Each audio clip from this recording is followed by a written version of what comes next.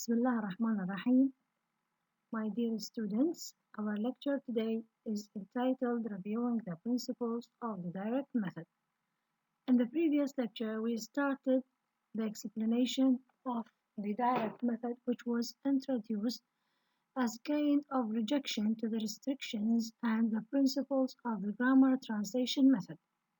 The direct method was introduced when the aim of language teaching was for the students to communicate using the target language and in a way that emphasizes the oral production of language, and that the language forms are supposed to be introduced orally first and then they are introduced in a written way.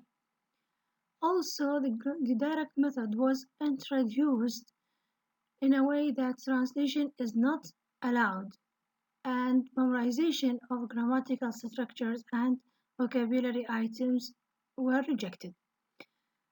We have explained the experience of the grammar translation method and the reviewing the principles and techniques. Today we are supposed to start with reviewing the principles. So let us consider what are the principles of direct method.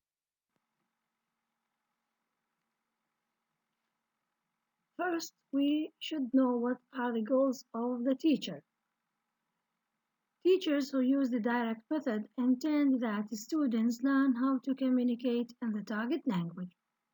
In order to do this successfully, students should learn to think in the target language. So, first idea that we need to know that students are supposed to use the target language in communication. The students are supposed to communicate with the teacher and with each other in the classroom. At the same time, students should learn to think in the target language by understanding certain aspects of the target language. 2. What is the role of the teacher and what is the role of the students? Here we know that the students are less passive than in the grammar translation method. Why? Because the students are supposed to learn to communicate. That's why they are supposed to use the target language. They are not following what the teacher says as the situation in the grammar translation method. So we can say that although the teacher directs the class activities, the student's role is less passive than in the grammar translation method. The teacher and the students are more like partners in the teaching learning process.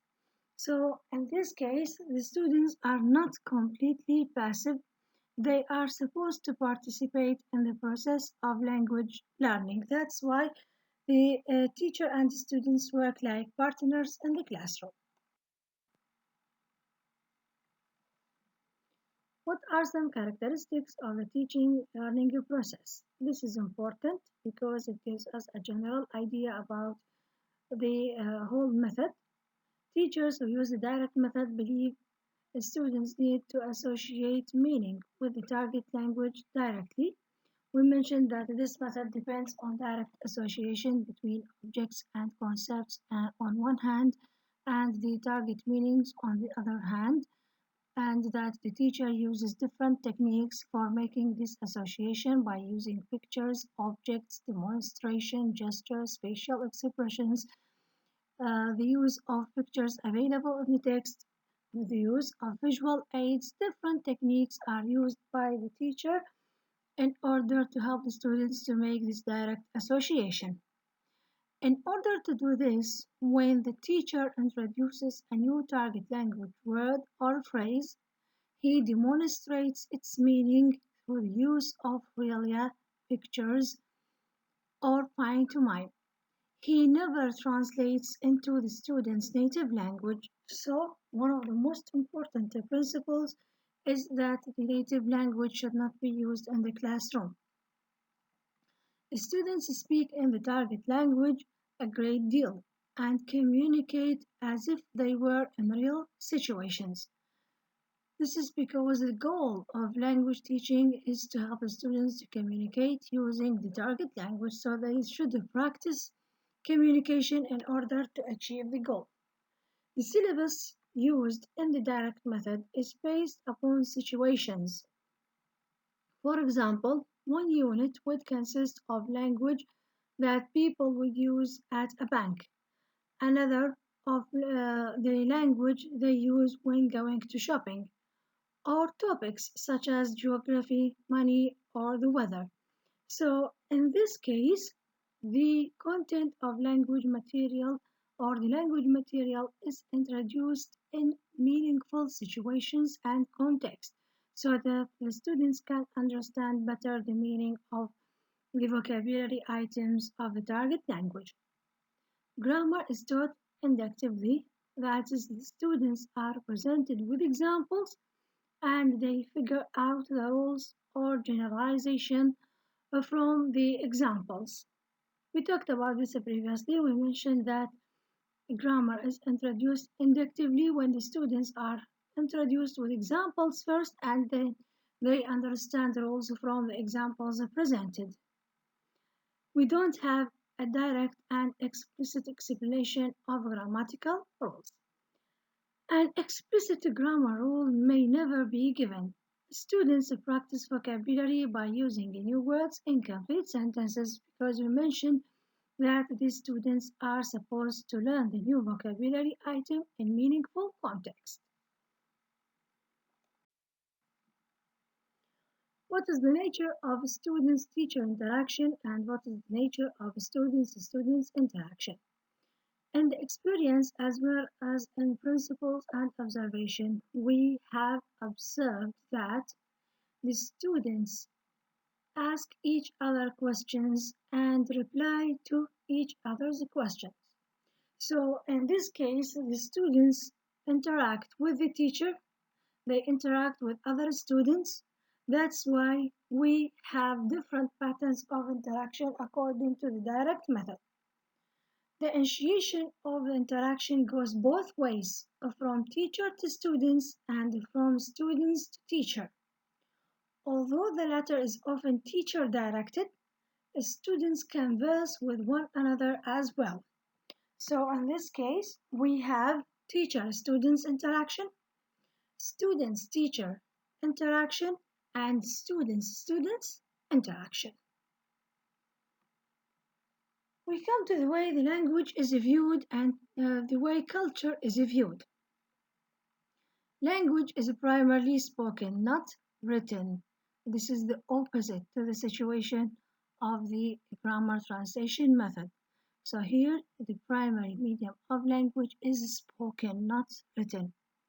But this doesn't mean that the written language or written form of language is ignored. No, it is emphasized, but depending on the spoken form. Therefore, students study common everyday speech and the target language. They also study culture, consisting of the history of the people who speak the target language, the geography of the country or countries where the language is spoken, and information about the daily lives of the speakers of the target language.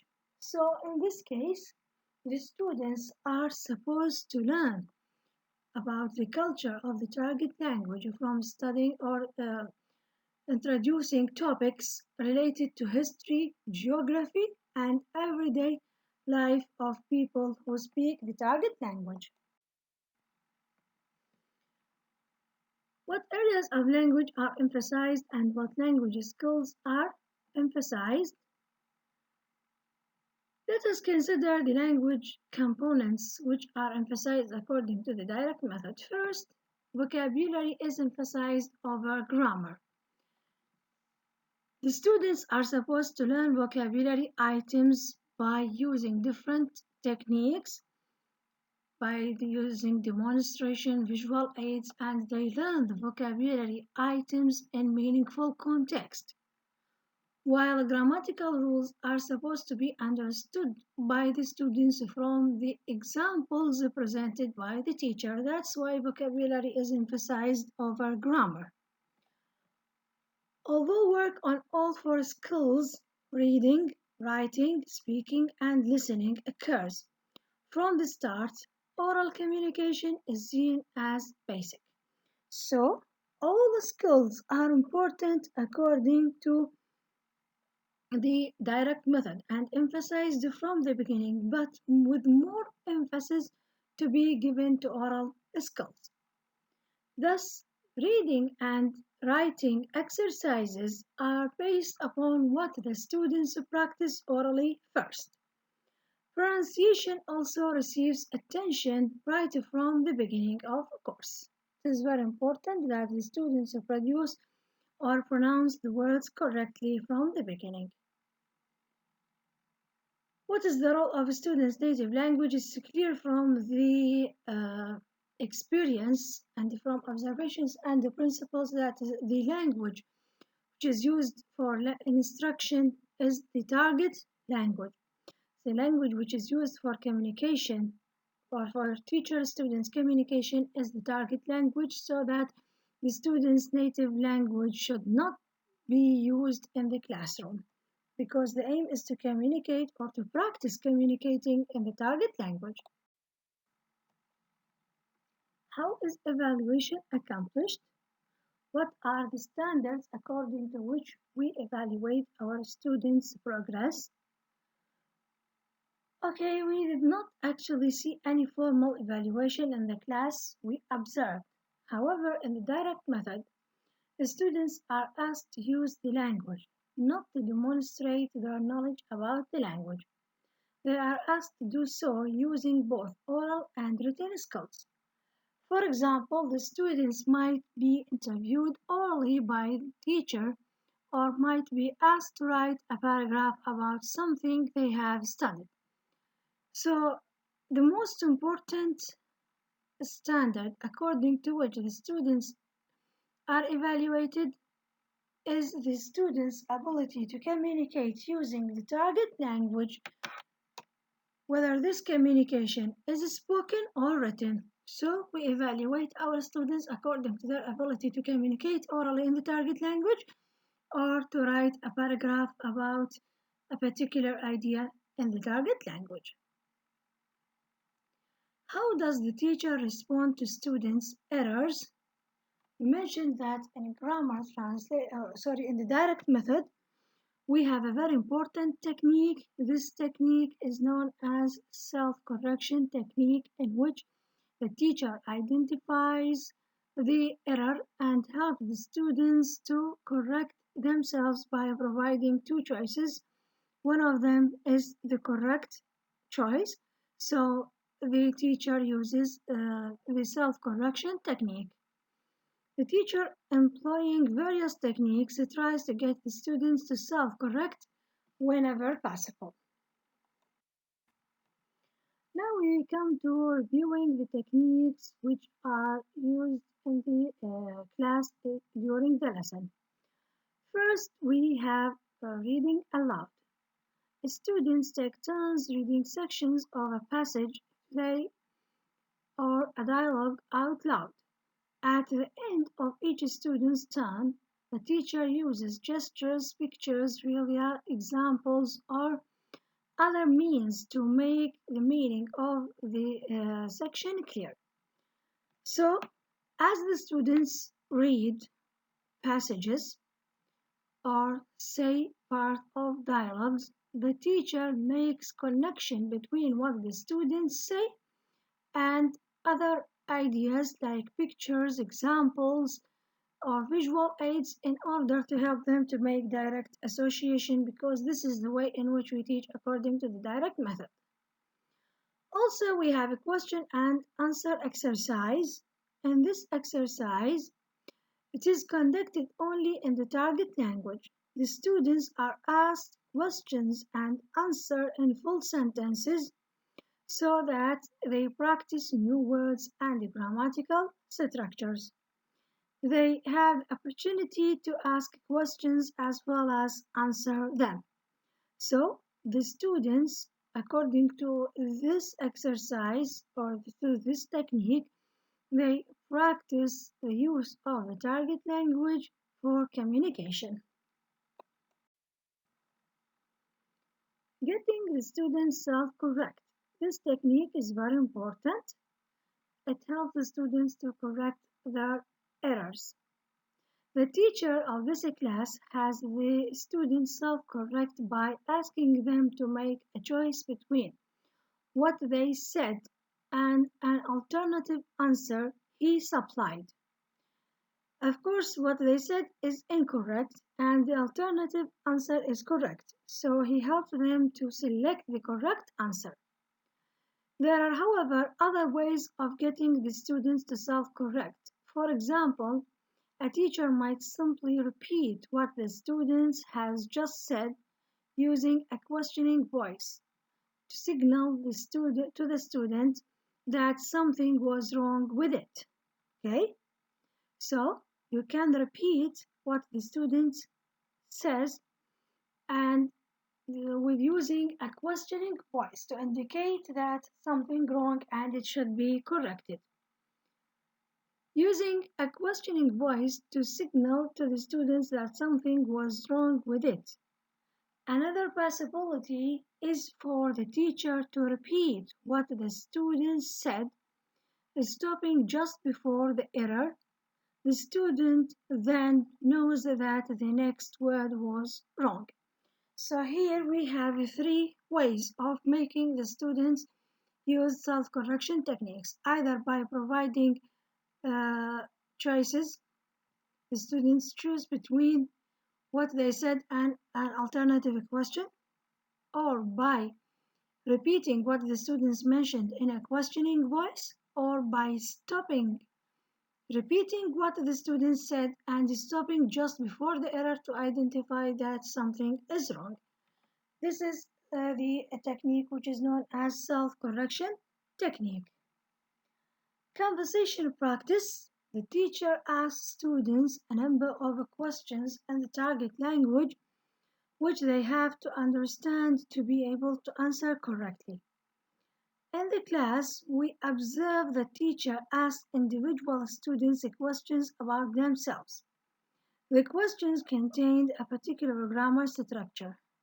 Later, the students were able to ask each other own questions using the same grammatical structure. So, in this case, the students practice the use of grammatical structures in real communication with the teacher and with each other. In this case, we will have teacher-students interaction and students-teacher interaction and students-students interaction.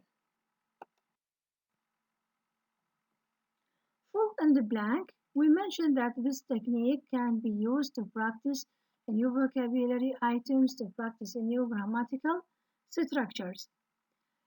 This technique has already been discussed in grammar translation method, but it differs in its application in the direct method. In what way? All the items are in the target language. Furthermore, no explicit grammar rule would be applied. The students would have induced the grammar rule they need to fill in the blank from examples. So the students need to understand the grammatical rules from the examples given without any direct statements of the rules. Dictation. The teacher reads the passage 3 times. The first time the teacher reads it at a normal speed while the students just listen. The second time he reads the passage phrase by phrase, pausing long enough to allow the students to write down what they have heard. The last time the teacher again reads at a normal speed and the students check their work. So here we have the technique of dictation. It helps the students to write or to practice writing in the target language depending on listening to the passage from the teacher. The passage is read 3 times by the teacher. The first time the students listen only, the second time the students listen and write to the phrases mentioned by the teacher, and in the third time the students listen and check their work. Map drawing.